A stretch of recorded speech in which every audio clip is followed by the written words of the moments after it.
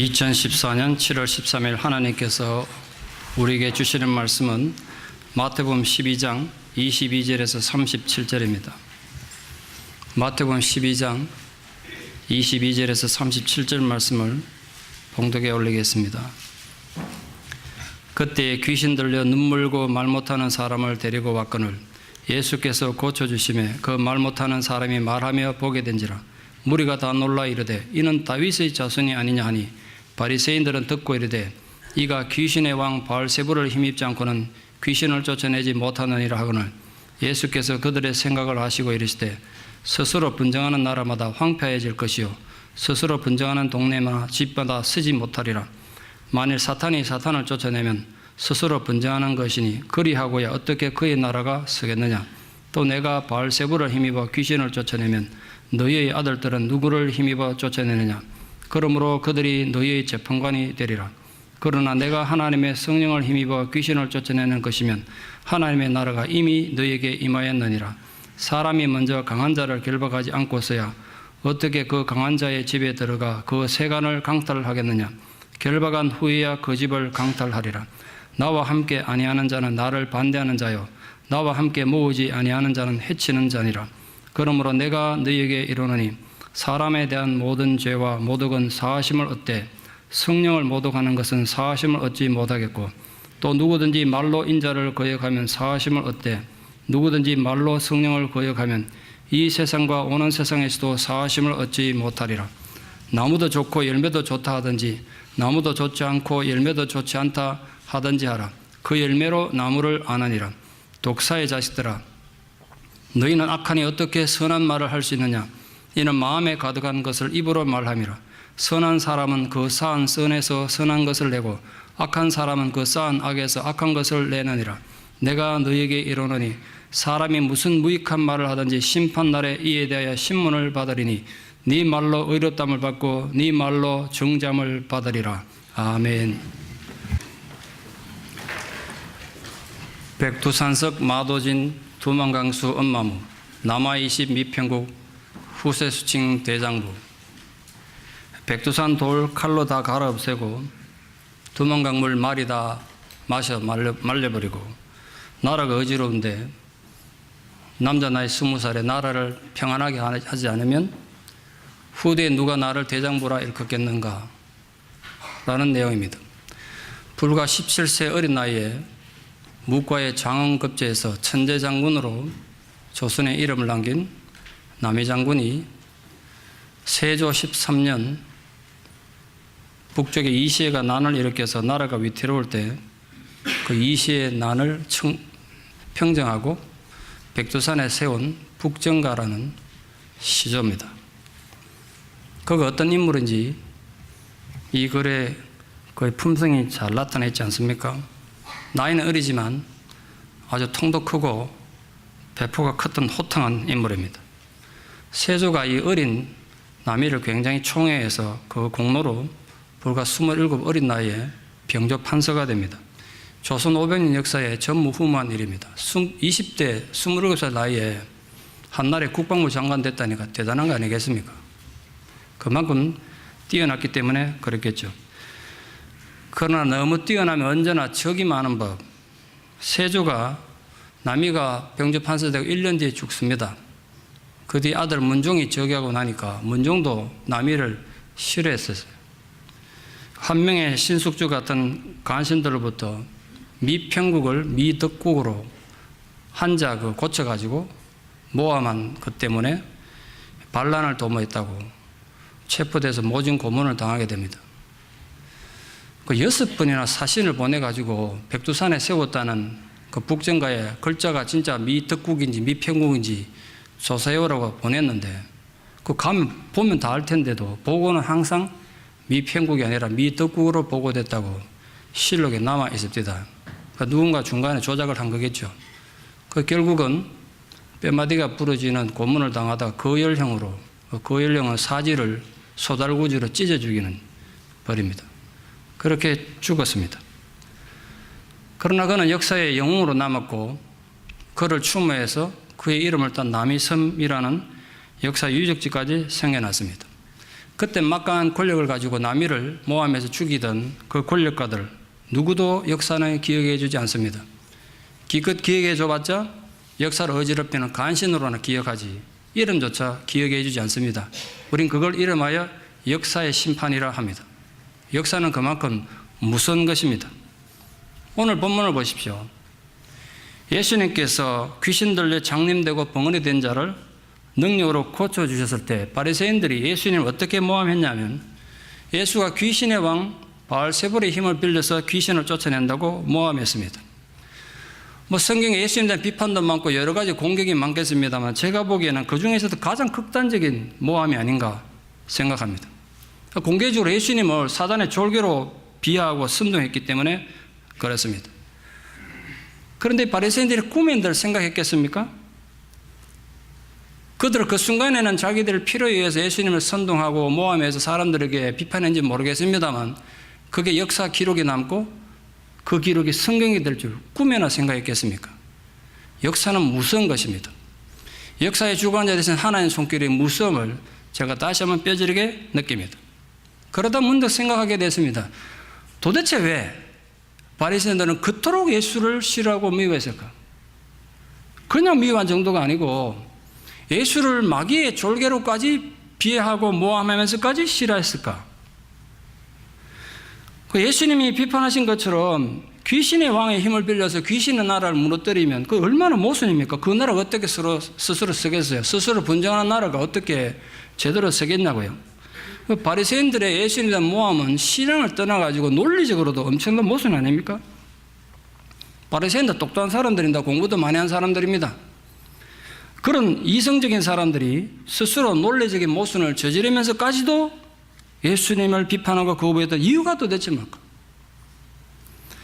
그들은 도대체 예수님을 어떻게 봤길래 예수님이 귀신 들린 병자를 능력으로 낫게 하는 걸 자기들 눈으로 직접 목격하고도 그렇게까지 예수님 거부하고 싫어하셨을까?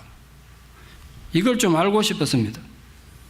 묵상하다 몇 가지 생각을 좀 정리하게 됐습니다. 가장 큰 이유는 질투가 아니었을까? 질투가 바리새인들이 예수님을 모함하고 거부한 출발점이었던 것 같습니다.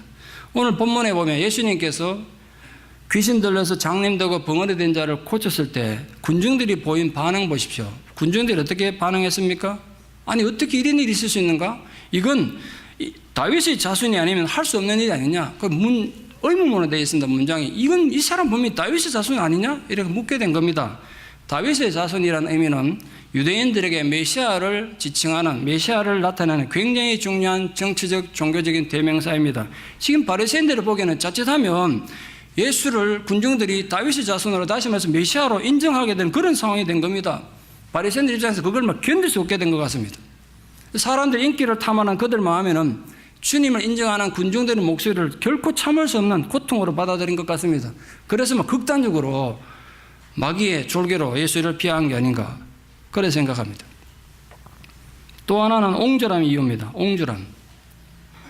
바리새인들은 성경은 깊이 알았는지 모르겠습니다만 사물을 보는 눈, 세상을 보는 눈, 역사를 보는 눈이 너무 좁다 보니까 옹졸하다 보니까 자기와 생각에 다른 예수를 결코 인정하지 못했던 겁니다.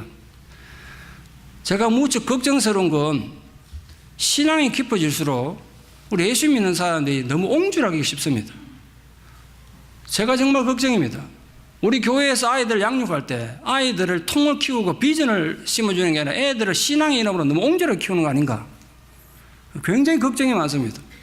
여러분 부디 부탁인데 신앙의 이름으로 옹졸해지지 않도록 좀 주의합시다. 세 번째로 진리 왜곡으로 인한 바리새인들의 독선과 신앙의 허구성이 원인이 아닐까 생각합니다. 바리새인들은 예수님의 그 기적을 보고 예수님을 메시아로 고백하려는 그들에게, 그 군중들에게 예수가 바알세불의 힘을 입어서 자기 지금 일을 행한다고, 능력 행한다고 진리를 완전히 왜곡함으로써 예수를 영접할 수 있는 자들도 영접하지 못하도록 방해했습니다. 가장 중요한 이유는 이게 아닐까 싶습니다. 바리새인들이 예수님의 권위를 한 번만 인정하게 되면, 이 한 가지 인정하게 되면 나머지 모두를 인정해야 되니까, 그럼 자기들 기득권이 완전히 무너지게 되니까 얼마나 위험하겠어요. 그래서 끝까지 인정할 수 없었던 겁니다. 우리가 성경을 읽으면서 그 속에서 나를 발견하지 못하면 성경의 가치는 그만큼 없어지는 거고 어쩌면 영원히 의미가 없을지 모르겠습니다. 여러분 설교를 듣고 성경 읽는 건 좋은데 성경을 읽을 때마다 가장 중요한 건 그 속에서 나를 볼 줄 알아야 됩니다. 그게 성경 읽는 의미입니다. 그래서 제가 여러분에게 묻습니다. 혹시 여러분이 한 번이라도 이 성경에 바리새인들의 얘기가 나올 때마다 이거 읽으면서 나 자신과 바리새인을 혹시 비교해 본 적이 있습니까? 어쩌면 나도 바리새인이 아닐까? 나도 바리새인처럼 예수 믿는 거 아닌가? 이렇게 혹시 한 번이라도 생각해 본 적이 있습니까? 아마 잘 없을 겁니다. 아마 상상조차 하지 않았을 겁니다.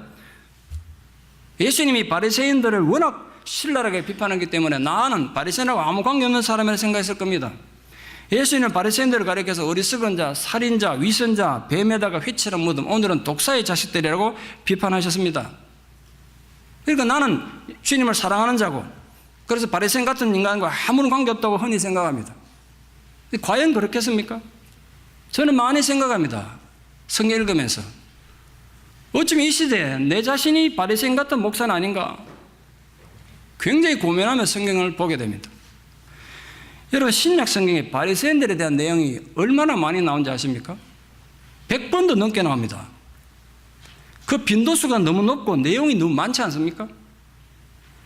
예수님이 그토록 비판하는 가치없는 인간들을 위해서 왜 그토록 많은 성경의 분량을 할애했겠습니까? 예수님이 사람 비판하고 욕하는 게 취미가 있어서 그랬겠습니까? 분명히 우리에게 뭔가 주시려는 교훈이 그 속에 있지 않겠습니까? 양이 너무 많아요. 바리새인에 대한 얘기가. 그거 왜 기록했겠습니까? 그 바리새인들의 모습에서 현대의 우리들의 모습이 고스란히 있기 때문에 우리에게 경고하시고 교훈하시기 위해서 그렇게 자주 그렇게 많이 바리새인에 대한 문제를 기록한 거 아니겠습니까? 그러니까 여러분 바리새인에 대한 내용이 성경에 나올 때마다 정말 주의하셔야 될 건 우리가 그냥 바리새인들을 비판하고 욕하고 조롱하는 것으로 대리만족 느낀다면 정말 큰 착각입니다.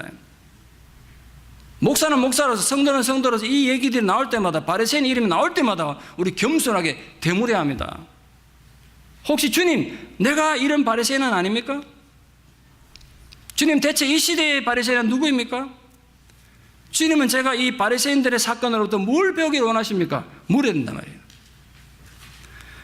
어쩌면 우리가 예수를 나의 구주로 고백하는 신앙생활을 시작하면서 너무나도 빨리 바리새인을 닮아가고 있지는 않은지 굉장히 걱정스럽습니다. 제가 몇 번 이미 설교했습니다만 현대 교회 안에서도 바리새인처럼 신앙생활하고 바리새인처럼 살아야 믿음 좋다고 생각하고 교회 투표할 때도 그런 사람들 표를 더 많이 받을지 모른다고요.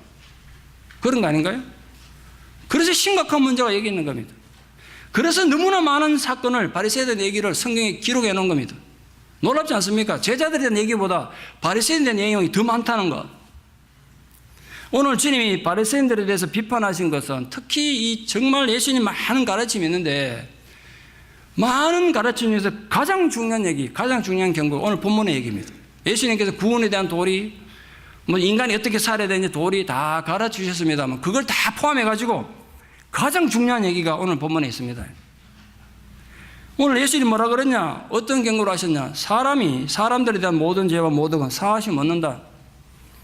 성령을 모독하는 것은 사하심을 얻지 못하겠고 또 누구든지 말로 인자를 거역하면 사하심을 받거니와 누구든지 말로 성령을 거역하면 이 세상과 오는 세상에서도 사하심을 받지 못할 것이다. 다른 사람에게 죄 지을 수 있습니다. 우리 아무리 잘났다 그래도 남에게 상처를 줍니다. 여러분은 자꾸 내가 남에게 상처받은 거, 내가 힘든 것만 생각할지 모르겠습니다. 여러분 모두가 누군가에게는 상처를 줬다는 걸 기억하십시오. 누군가는 오늘도 나 때문에 잠들지 못하는 고통의 밤을 보낸 것도 아셔야 돼요. 근데 인간이 어리석고 옹졸해가지고 내가 남에게 상처 준 거 생각 안 하니까 그냥 뻔뻔스럽게 사는 것 뿐입니다. 적어도 제가 경험해본 세상에서는 누구도 남에게 상처 안 준 사람이 한 명도 없더라고요. 근데 그 죄는 용서받을 수 있어요. 회개만 하면. 오늘 주님이 그랬지 않습니까? 심지어는 말로 인자를 거역하는 자도 사함받을 수 있다 했습니다. 여기 인자는 분명히 예수님을 말합니다. 예수님을 말로 거부한다는 건 예수님이 누군지 잘 모르니까 예수님께서 주신 구원의 가르침, 예수님이 주신 삶의 가르침, 복음의 가르침을 거부한다는 뜻입니다.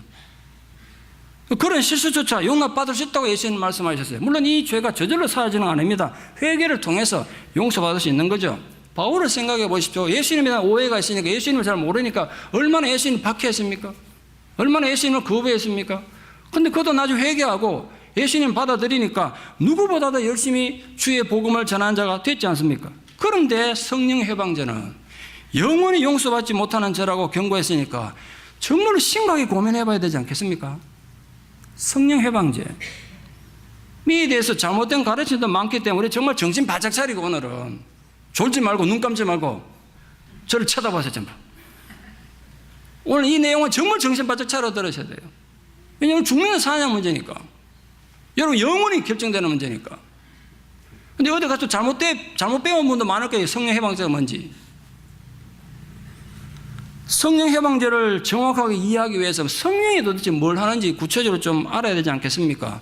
성령이 할 일이 굉장히 많습니다. 그 많은 얘기를 제가 다 할 수 없고 가장 중요한 얘기만 좀 하겠습니다. 성령이 어떤 일을 하는데 우리가 그걸 방해하냐? 성령은 딴 게 아닙니다. 죄인들로 하여금 죄를 깨닫고 회개하게 합니다. 우리가 회개할 수 있는 게 큰 복이에요. 적어도 내게 아직도 회개하고자 하는 마음이 생기고 회개하는 눈물의 기도가 나오는 성령이 나와 함께 한다는 부인할 수 없는 증거란 말이에요. 성령이 그걸 한다는 거야. 회개한 그 사람을 하나님 백성으로 영적으로 다시 태어나게 합니다. 중생하게 한단 말이에요. 예수님의 초청을 받아들이고 우리를 빛과 진리로 영생으로 인도하는 그 성령이 하시는 겁니다. 한마디로 성령께서는 우리 구원의 완성을 이루는 분이십니다. 그럼 성령 해방죄는 뭐냐? 딴 게 아닙니다. 우리 인간의 심령에 찾아와 있어서 오늘도 우리라고 회개하게 만들고 너 그래서 하면 되냐? 너 그거 회개해야 된다고 가르쳐 주시는데도 불구하고 의도적으로 회개하지 않고 회개를 비난하고 오히려 배척하는 것이 성령 해방죄입니다. 성령의 역사가 분명함에도 오히려 그것을 사단의 일로 단죄하는 게 성령 해방죄입니다. 성령의 인도하심으로 인간 구원을 위해서 애쓰는 사역들을 고의적으로 방해하거나 비판하는 게 성령 해방죄입니다. 가장 중요한 건 이겁니다. 성령의 역사를 사칭해서 성령의 이름을 빙자해서 하나님께 영광을 돌리는 것이 아니라 개인의 이익과 개인의 욕망을 추구하는 것. 이단들의 괴수들이 다 이러지 않습니까? 요즘 한국에 열심히 20억 들고 도망다니는 분 이런 분 아닌가요? 저는 그분이 성령 해방하는 대표적인 사람이 생각합니다. 사람들 불러 모아놓고 하나님께 영광 돌리는 게 아니라 자기들 자기 자식들 배불리는 그게 성령 해방죄란 말이에요. 종합하면 성령의 사역을 고의적이고 적극적으로 방해하는 사악한 심령은 회개와 중생의 기회를 가질 수 없기 때문에 끝내 영원한 심판에 떨어지고 맙니다. 그럼 왜 성령 해방하는 죄를 용서받을 수 없는가? 인간이 성령을 해방하고 거역하게 되면 마음이 완악해져서 회개할 수가 없습니다. 회개하지 않으면 죄사함 받을 수 없고 그럼 영원히 사죄가 안 되니까 저주를 받고 용서 못 받는단 말이에요. 성령 해방하는 죄는 죄악의 상태에 있는 자신의 상태는 안 돌아보고 성령을 비판하고 이러 성령을 판단하는 자리에 있기 때문에 용서 못 받는 겁니다. 도덕적으로도 성령을 해방하는 자들은 도덕적인 분별을 잃어버린 자들이기 때문에 용서받을 수 없고 결국은 성령 해방하는 건 주님에 대한 강한 적대감을 가지기 때문에 용서받을 수 없습니다. 바리새인들은 예수께서 귀신의 왕 바알세불의 힘에 의해 가지고 병자 고친다고 함으로써 의도적으로 예수님이 메시아 되심을 부인했습니다. 전형적인 성령 해방죄입니다. 성령 해방죄 이런 겁니다. 바리새인들은 이 무서운 죄를 저지름으로써 자신들의 정체성을 만천하에 드러냈습니다.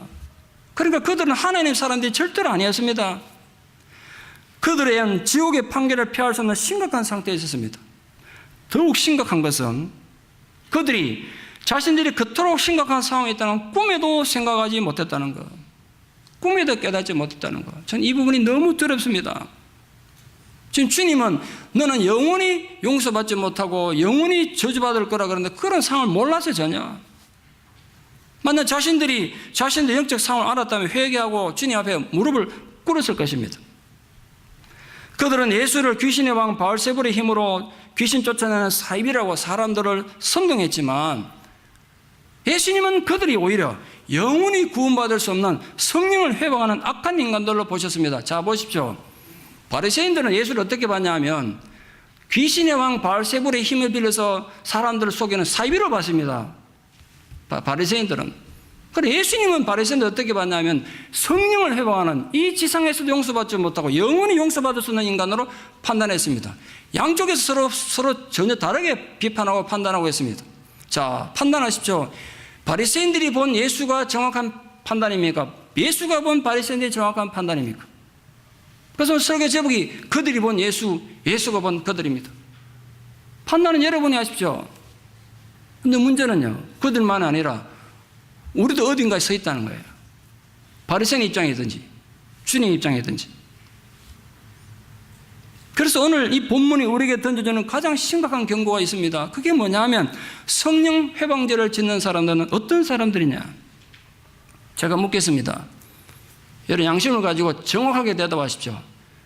2014년 7월 13일을 사는 이 현대 교회 안에서 성령 회방제를 짓는 사람들은 어떤 사람들입니까? 하나님을 전혀 모르고 교회도 한 번도 가보지 않은, 예수님이 누군지 모르는, 구원받지 못한 저 세상 사람들입니까? 아니면 오늘도 하나님 예배드리는 하나님 믿는 사람들입니까? 결론적으로 말씀드리면 하나님을 전혀 모르고 교회 안 다니는 사람들은 성령 회방제를 짓고 싶어도 못 짓습니다. 성령이 누군지 모르니까. 성령이 몰라서 회방을 못해요.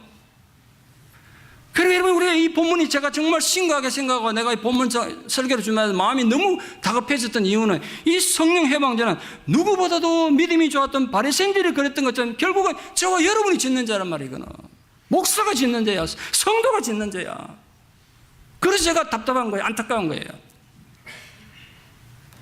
사도 요한은 이렇게 말했습니다. 사랑의 사도였던 사도 요한, 누구든지 형제가 사망에 이르지 아니하는 범죄하는 걸 보거든 구해라. 그걸 위해서 기도해라. 그런데 똑같은 절에서 이렇게 말했습니다. 그러나 사망에 이르는 죄가 있으니 이에 대하여 나는 구하라 하지 아니하노라. 요한일서 5장 16절에 있습니다. 요한도 사람이 사망에 이르는 죄가 있는데, 다시 말해 구원 얻을 수 없는 죄를 저지르는 게 있는데 내가 그런 사람에 대해서는 기도하라고 말 안 하겠다는 겁니다. 히브리서 6장 4절에서 6절에서 말씀도 이런 말씀이 있습니다. 한번 빛을 받고 하늘의 은사를 맛보고 성령에 참여한 바 되고 하나님의 선한 말씀과 내세의 능력을 맛보고도 타락한 자들은 다시 새롭게 하여 회개할 수 없나니 이는 그들이 하나님의 아들을 다시 십자가에 못 박아 드러내놓고 욕되게 함이라. 이 두 본문이 강조하는 것은 사함을 받을 수 없는 죄를 범하는 사람은 이미 성부, 성자, 성령 하나님 다 아는 자라는 거예요.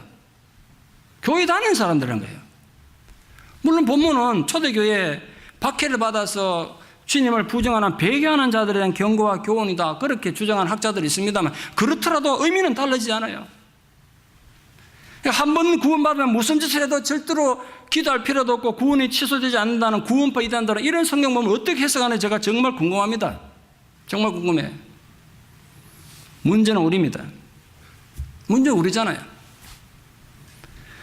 우리 시대는 성령을 해방하는 무슨 죄를 지으면서도 그 사실조차 인식하지 못하고 살아가는 성도들이 전혀 없겠습니까? 우리 교회는 한 명도 없겠습니까? 스스로 조심하십시오. 그러니까 여러분, 자기 자신을 너무 과신하지 마십시오. 여러분이 진리가 아니에요. 박상은 목사도 진리가 아니라고요. 우리는 진리가 아니에요. 성령만이 진리시란 말이에요. 성령만이 진리세요. 진리 영이신 그 영이 내게 와서 말씀을 깨닫게 하는 거고 말씀을 이해하도록 하는 거 아니겠습니까? 어찌 우리가 진리가 되겠습니까? 그러니까 주의하시라고요. 자기 의에 너무 젖지 마세요. 자기 정의감에 너무 젖지 말라고요. 성령을 거스르는 죄에 빠지는 일이 없도록, 그래서 우리 항상 주의해야 됩니다. 주로 어떨 때 빠지냐면 너무 자기 정의감에 젖다가 자기만 오라 그러다 빠지는 겁니다. 바리새인들이 예수님을 사단의 졸개로 비웃었을 때 주님 마음이 어땠을까? 마음이 얼마나 안타깝고 씁쓸했을까?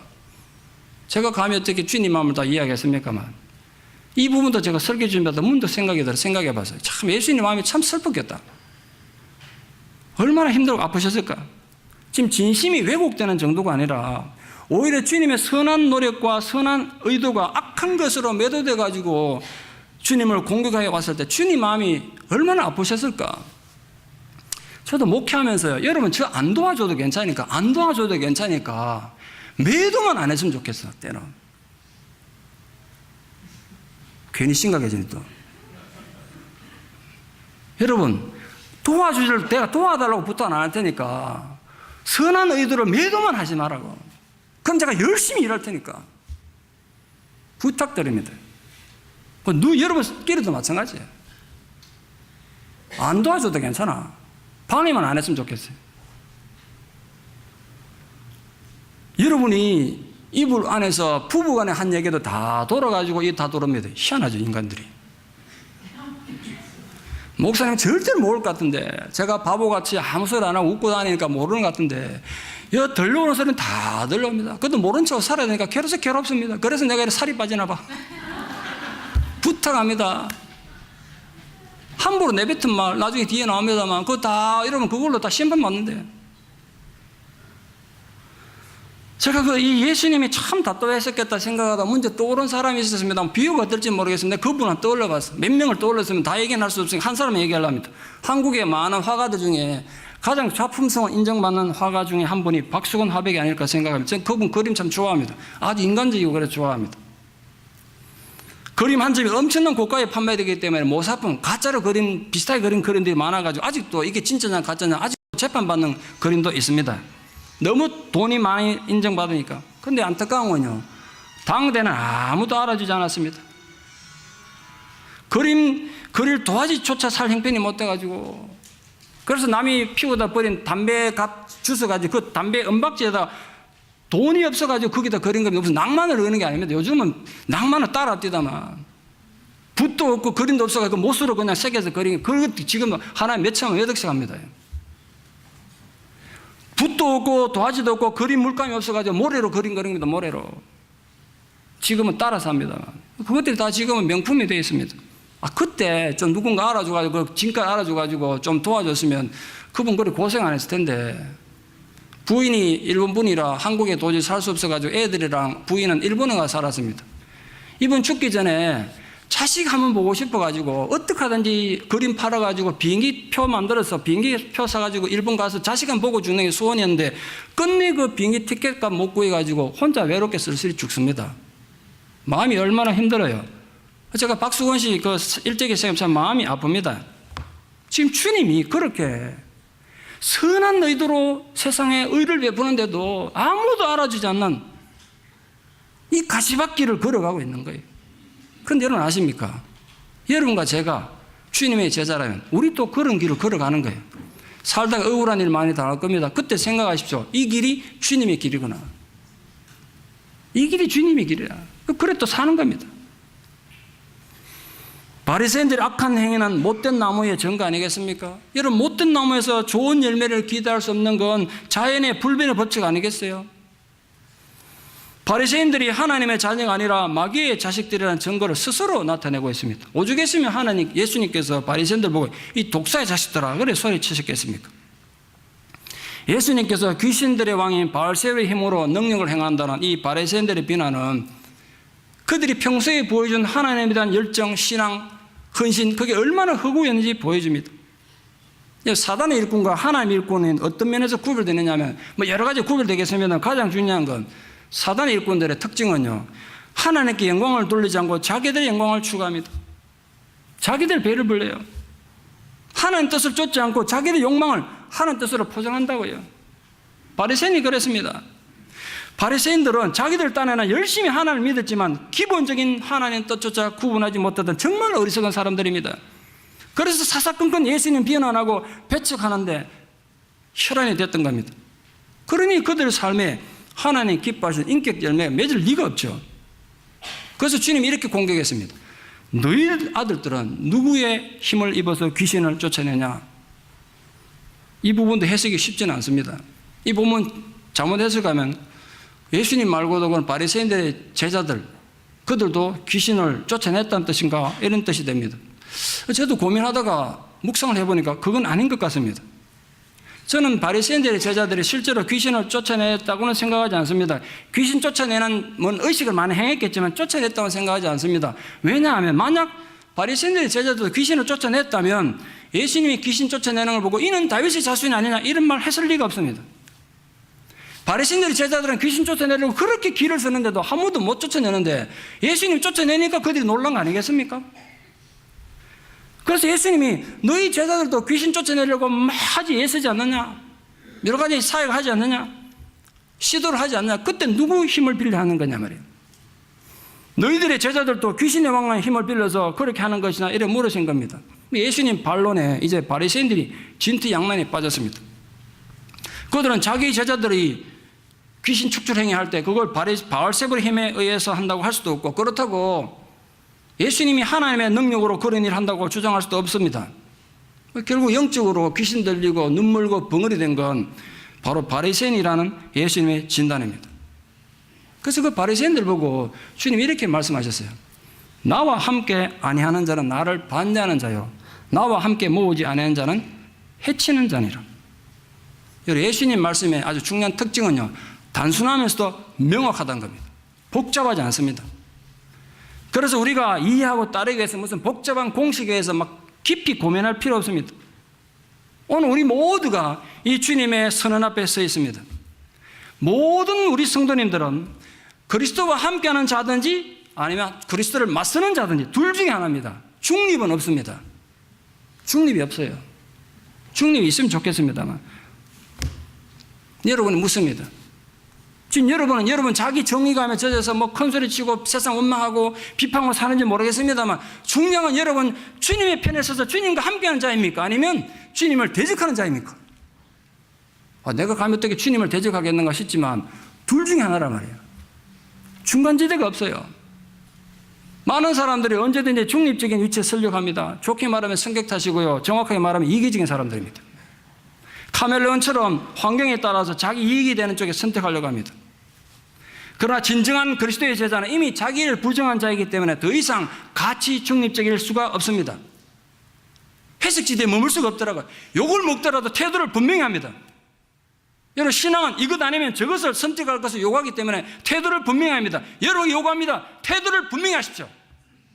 주님과 함께한 자입니까? 그럼 그렇게 사십시오. 그렇게 선택하십시오. 아니면 아닌 겁니다. 중간지대는 없단 말이에요. 그래서 우리가 묻지 않을 수 없습니다.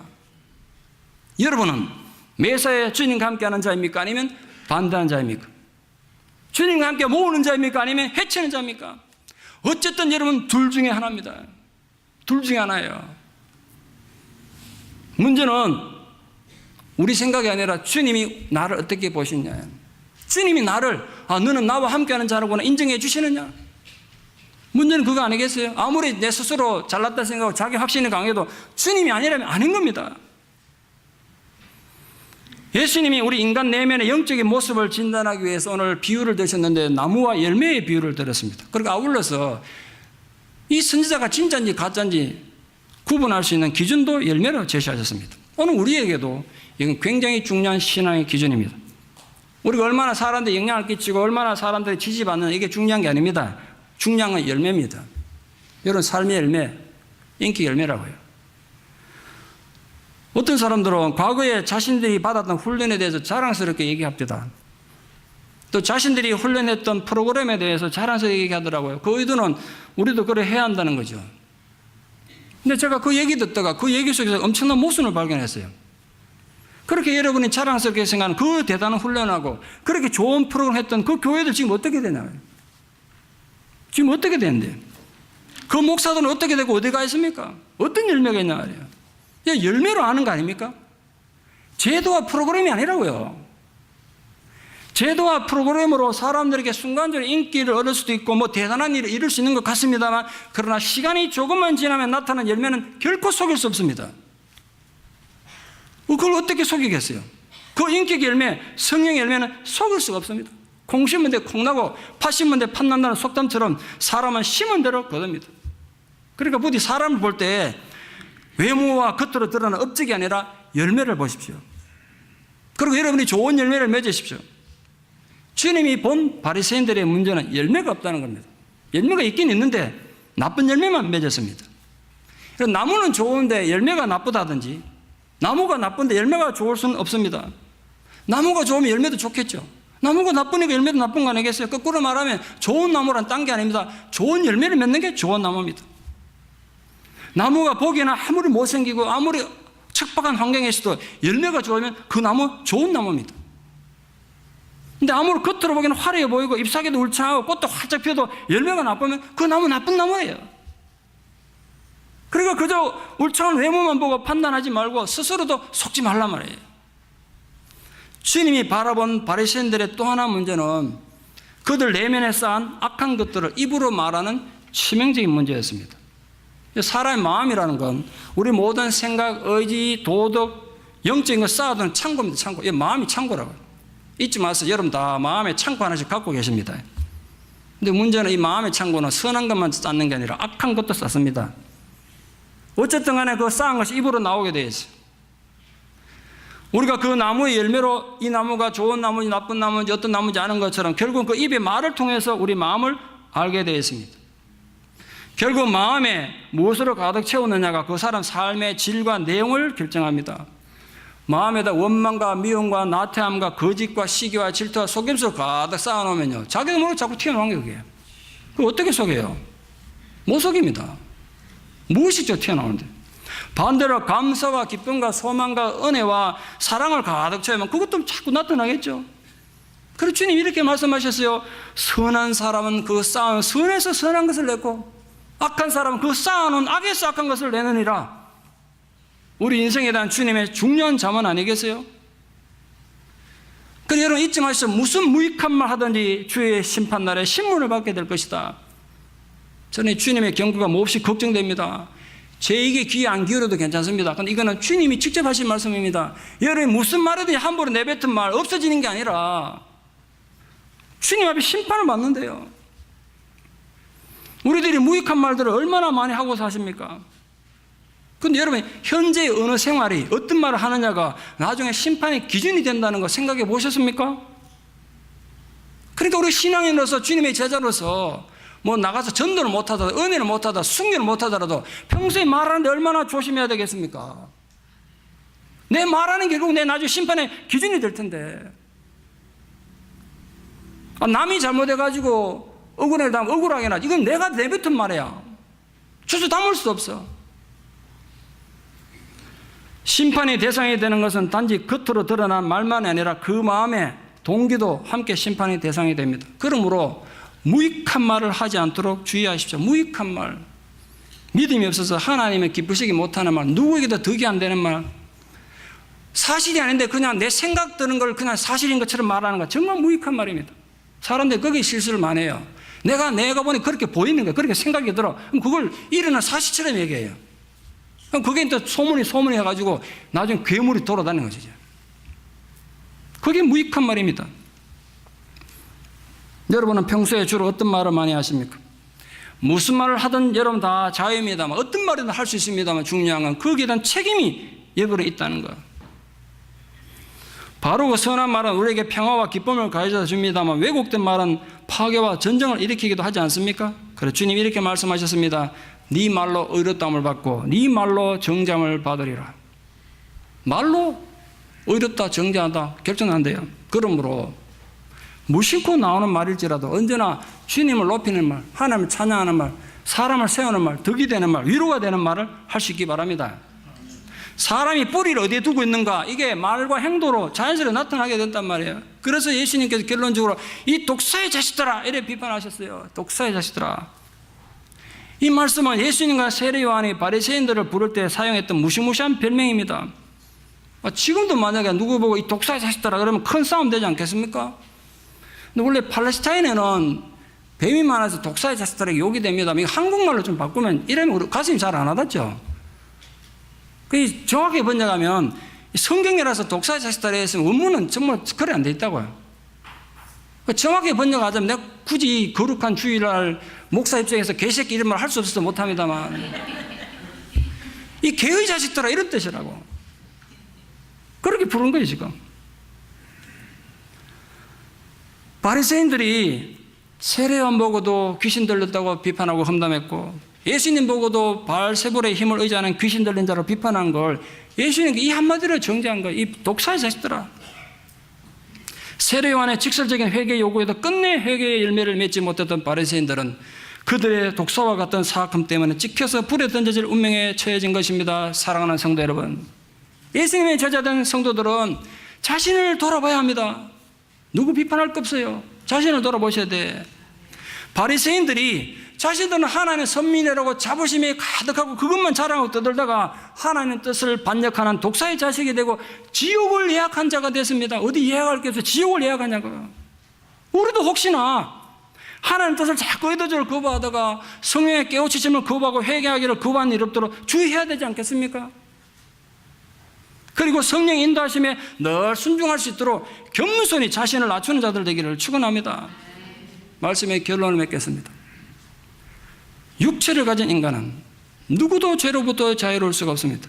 아무리 우리가 거룩하게 살고 경건하게 살려고 애를 써도 죄를 짓고 실수하는 경우 허다합니다. 누가 이 죄로부터 자유롭겠어요? 이렇게 설교하는 박 목사는 뭐 죄 안 질 것 같습니까? 생각하고 행동을 질 겁니다. 저도 언제나 자신의 실수와 허물에 대해서 솔직하십시오. 그러니까 그게 중요해요. 솔직해야 돼. 주님, 내가 또 이렇게 실수했습니다. 그러면 해결되니까. 진실하게 회개하면 용서받지 못할 죄가 없습니다. 그러나 오늘 우리는 주님으로부터 결코 용서받지 못하는 심각한 죄가 있다는 경고를 들었습니다. 그게 바로 성령 회방죄입니다. 그건 현 시대를 사는 동안에도 용서받지 못하고 나중에 저 세상에 가서도 용서받지 못하는 무지막지하게 심각한 죄입니다. 여러분, 막말로 가끔 가다가 목사가 마음에 안 들 때도 있죠. 비판하면서 이해해요. 목사가 완벽합니까? 가끔 내 안 보는데 욕 많이 하십시오. 내 이해한다니까요.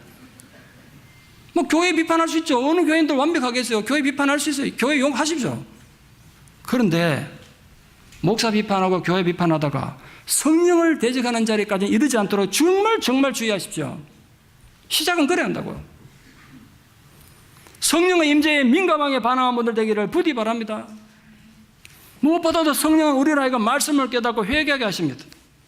그래서 늘 하나님 백성으로서 주님의 제자로서 궤도 수정을 하게 합니다. 날마다 우린 자꾸 궤도 수정해야 돼요. 날마다. 제가 최근에 아폴로가 달에 간 내용을 다시 책에서 읽고 깜짝 놀랐는데요. 저도 몰랐던 내용입니다. 아폴로 11호를 발사했을 때 처음부터 정확하게 간 게 아니더라고요. 발사해놓고 보니까 난리가 나서 이게 궤도가 완전히 이상한 데로 가고 있어요. 엉뚱한 데로 가더라고요. 로켓이. 전 세계적으로 실력을 갖춘 과학자들이 오랜 세월 계산해서 준비했는데 로켓을 발사하고 나니까 엉뚱한 궤도로 가더래요. 궤도가 상당히 차이 났대요. 그런데 어떻게 그 로켓이 달에 착륙했을까요? 거기에 대해서 위대했던 하나님 사람이었던 우주인 닐 암스트롱이 자기 간증을 이렇게 적어놨습니다. 아폴로에 탄 사람들은 항상 가는 길을 주시했습니다. 궤도가 갈 때마다 자꾸 바뀌니까. 그래서 궤도가 조금이라도 벗어나면 그때마다 곧바로 궤도를 수정했습니다. 제가 그 우주 비행을 통해서 배운 것은 누구도 올바른 과정에 있지 않다는 것입니다. 인생 그 자체가 늘 지그재그입니다. 다만 궤도를 벗어날 때마다 수정하는 게 중요합니다. 닐 암스트롱이 말했던 바로 그 궤도 수정, 우리는 성령을 통해서 하는 겁니다. 거기에 실패하면 우주선은 우주에서 미화가 돼서 무한히 흘러가고 마는 겁니다. 사랑하는 여러분, 날마다 성령께 순종함으로써 여러분 영혼의 우주선의 궤도를 날마다 수정하는 분 되기를 축원합니다. 그래서 마침내 영원한 그 나라에 무사히 착 착륙하는 멋있는 신앙인, 위대한 신앙인 되기를 축원합니다. 기도드리겠습니다. 하나님, 오늘 주님께서 우리에게 주신 이 심각한 경고의 말씀을 우리가 두렵고 떨리는 마음으로 가슴에 새깁니다. 성령을 회방하는 죄는 우리가 사는 세상에서도 용서받을 수 없을 뿐 아니라 저 영원한 나라에서도 용서받지 못한다고 주님이 심각하게 경고하셨습니다. 주여, 저희로 하여금 의도적으로 이런 죄에 빠지지 않도록 정말 우리가 마음이 진실되고 겸손한 성도가 되게 하여 주시옵소서. 성령께서 우리를 늘 깨닫게 해주셔서 누가 죄짓지 않고 살겠습니까? 누가 죄로부터 자유롭겠습니까? 성령의 깨우침을 따라 우리가 날마다 회개함으로 날마다 우리 영혼의 궤도를 수정함으로써 주님과 주파수를 맞추고 마침내 영원한 그 나라에 안전하게 착륙하는 믿음의 승리자들 다 될 수 있도록 은혜를 더하여 주시옵소서. 예수님 이름 받들어 기도드리옵나이다. 아멘.